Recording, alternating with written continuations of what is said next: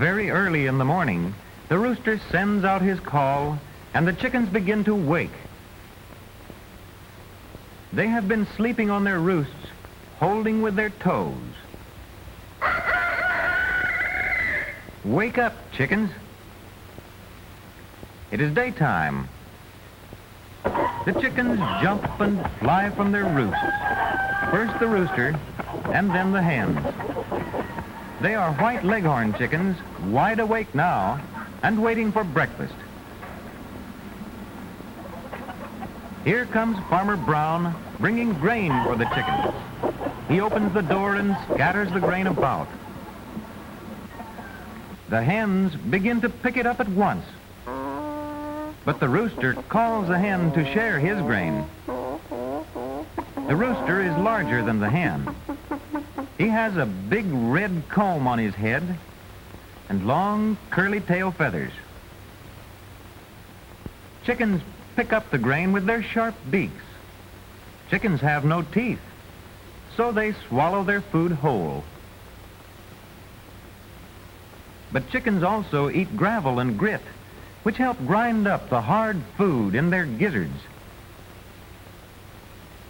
Now let us watch this hen as she goes for a drink. She takes a beakful of water and lifts up her head so the water can run down her throat. The chicken's eyes are on the sides of its head. This hen looks at us first with one eye and then with the other.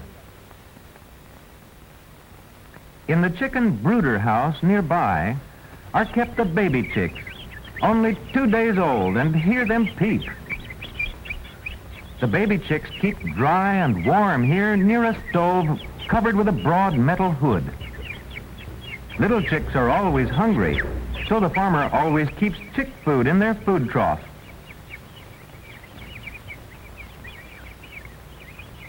Shall we see where little chicks come from? The farmer's boy carefully gathers the freshly laid eggs from the nests where the hens laid them. Later, Farmer Brown puts the eggs into a chest of drawers called an incubator. Inside the incubator, the eggs are kept warm. A week goes by. Every day the eggs are turned. The farmer now takes an egg to see whether a chick is beginning to form in it. Inside the week-old egg, at the top, we see a black speck, which is the little chick's eye. And now, nearly 3 weeks after this egg was put into the incubator, the tiny chick is almost ready to come out.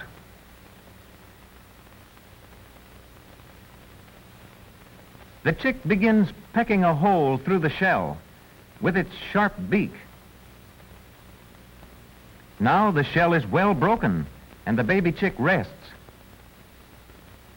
The shell is almost ready to break apart. Another rest before breaking through. See the beak the chick uses in pecking its way out. Nearly out at last, but still very weak. It's hard work getting all the way out. Some of these other chicks have been out of their shells for a while, and they run about in the incubator drawer.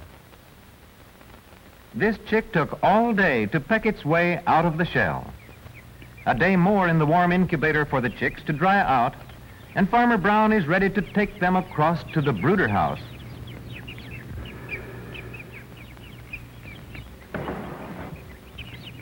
Inside the brooder house are the baby chicks, covered with fuzzy yellow down. These chicks are a week old. White wing feathers are growing in place of the down.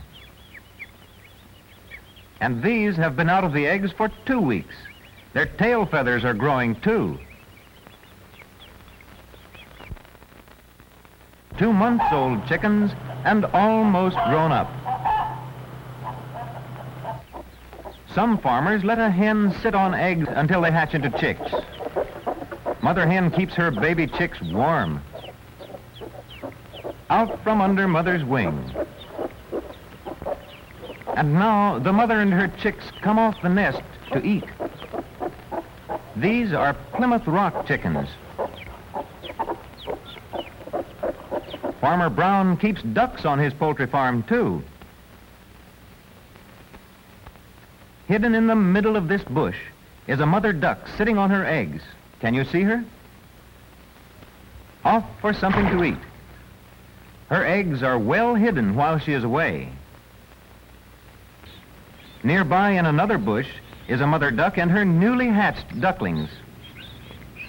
She leads her ducklings out of their nest. 2 of the eggs haven't hatched.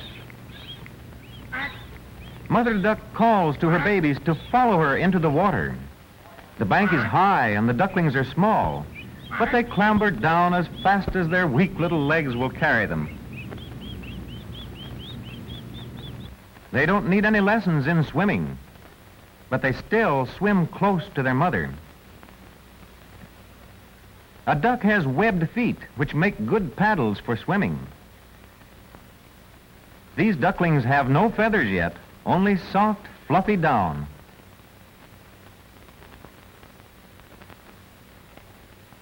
Mother duck scoops up food from the water in her broad, flat bill. The ducklings, too, dive down for bits of food from the bottom of the pond. Here they find seeds and plants and tiny bugs to eat. Inside their flat bills are ridges which hold the food back while the water strains out. Here we see the ridges along the edges of a duck's bill. Who would know that this was the ducklings' first day in the water? But until their feathers grow, they must not stay in long. They are glad to go out now and waddle after their mother through the grassy meadow.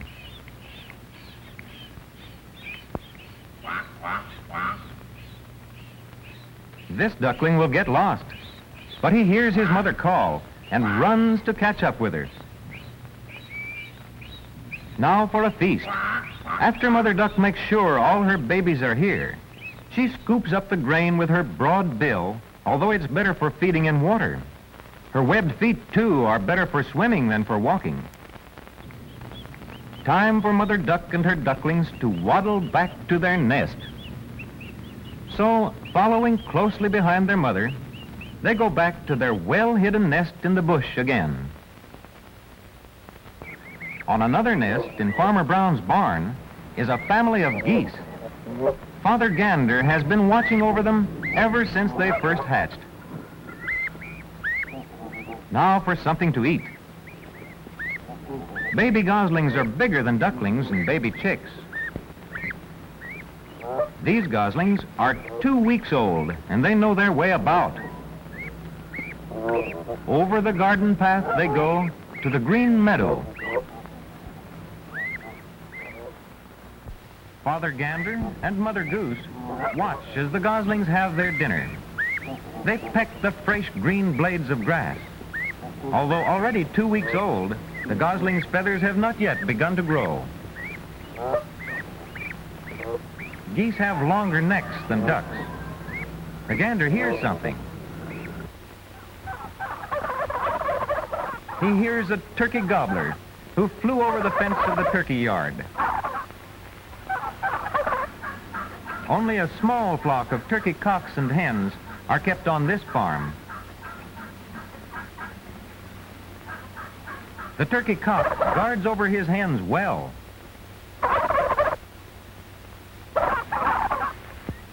But Farmer Brown keeps a large flock of younger turkeys and feeds them well so they will grow large for Thanksgiving dinners.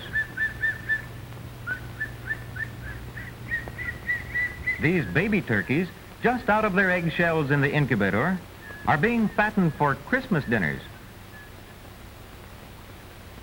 It is early evening, and the chickens have already gone to roost.